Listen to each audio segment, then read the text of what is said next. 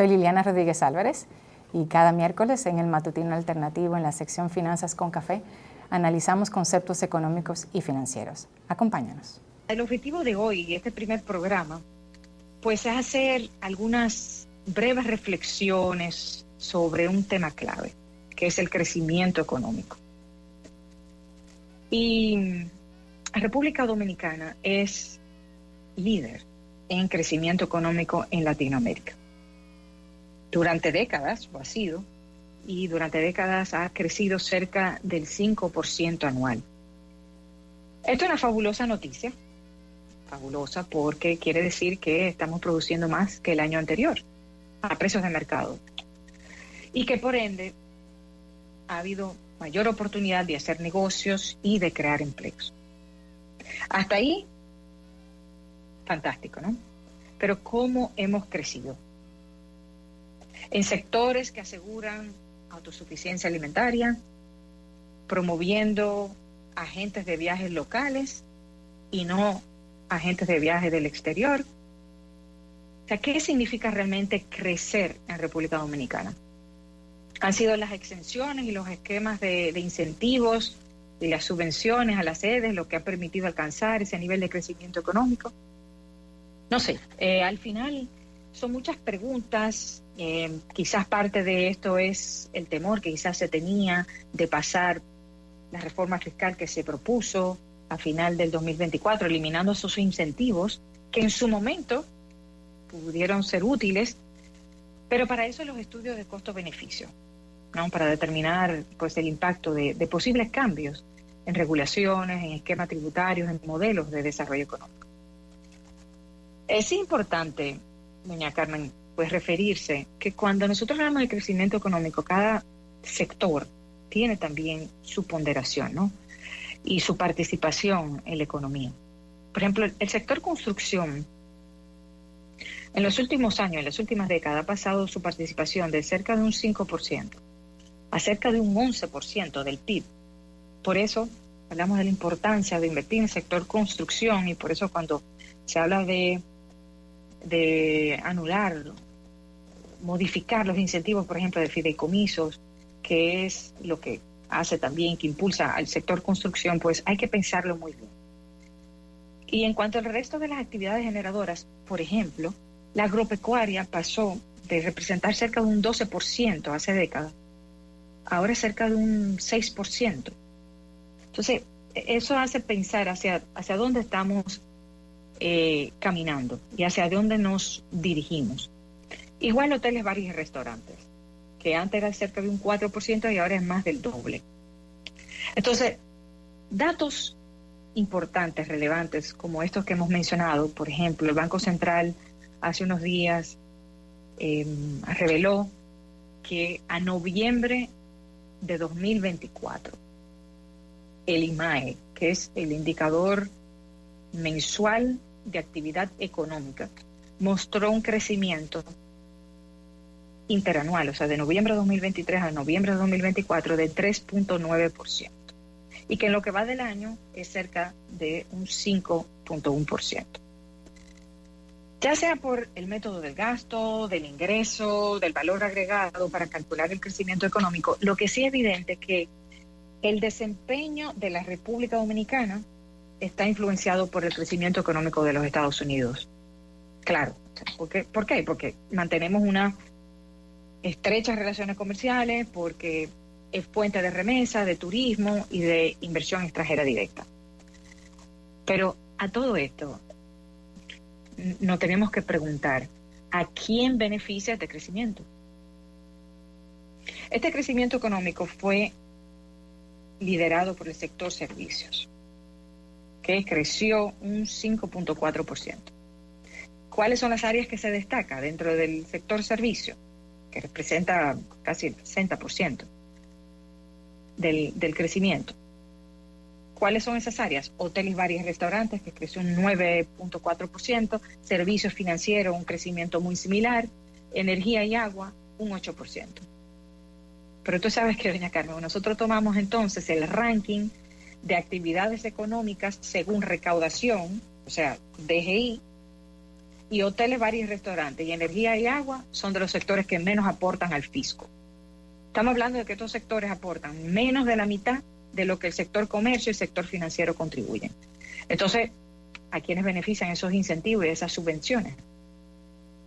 La intermediación financiera creció, como dije, cerca de un 9%, impulsada sobre todo por un aumento en el crédito privado a sectores, como mencionamos, construcción y comercio. Todos estos datos son muy positivos, vuelvo y digo. El Banco Central, las entidades financieras están creando condiciones económicas, están permitiendo que los sectores consigan financiamiento para crecer, que es la base para hacer todo lo que sigue. Pero no nos podemos quedar ahí. El crecimiento económico, como yo lo veo, el crecimiento económico es el abono, pero hay que analizar qué estamos sembrando. ¿Cómo beneficia este crecimiento económico a las personas y a las comunidades? Si beneficia a toda la población. Yo aquí le voy a traer un dato muy interesante que se publicó hace un año y medio aproximadamente.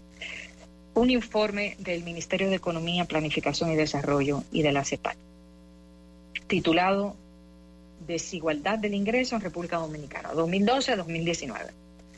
¿Qué revela ese informe? Que el 1% de la población en el país concentra el 30% de todo el ingreso.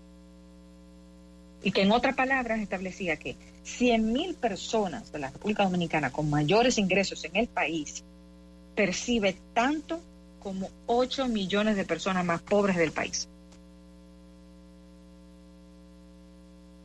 100,000 personas. Diga eso otra vez para tratar de entender este taller, de dónde está el crecimiento. Mire, 100,000 personas con mayores ingresos en el país perciben tanto ingreso como las 8 millones de personas más pobres del país. Entonces, por eso hay que recordar lo que dice Amartya Sen, que el crecimiento económico tiene que ser un medio para mejorar las capacidades humanas. No debe ser un fin en sí mismo. Y aunque los números son alentadores, como dije, es un abono, porque si no tenemos crecimiento no podemos abonar lo que hemos sembrado, tenemos que analizar si el crecimiento está reduciendo la desigualdad o mejorando la calidad de vida. Y a eso es que voy. La CEPAL, por ejemplo, define calidad de vida en términos de un bienestar multidimensional de las personas. O sea, de su capacidad de acceder a bienes, a servicios, a oportunidades. ¿Qué le pueda hacer? Permitir desarrollarse de una manera sostenible, ¿no? Entonces, ¿esto qué significa? Que tienen que contar con suficientes recursos para cubrir sus necesidades básicas. Pero desde septiembre de 2020, a pesar de grandes esfuerzos, la inflación ha sido un 30%.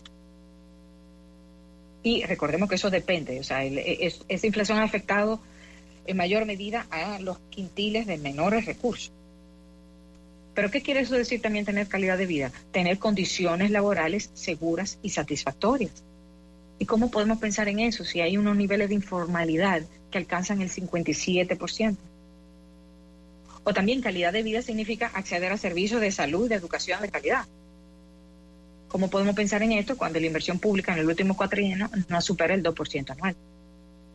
O sea, un ambiente de seguridad donde los servicios básicos son cubiertos también le favorece a las empresas, porque todos sus colaboradores están en un ambiente mucho más seguro y mejores condiciones. Pero ¿de dónde sacar los recursos para hacer todo esto? Y entonces, claro, es que lo hemos comentado algunas veces, refiriéndonos a conciertos, refiriéndonos a los niveles, a los costos de algunas viviendas, y es que la economía sumergida sigue siendo un desafío en República Dominicana, con altas tasas de evasión fiscal. No lo digo yo, lo dice incluso en la misma DGI.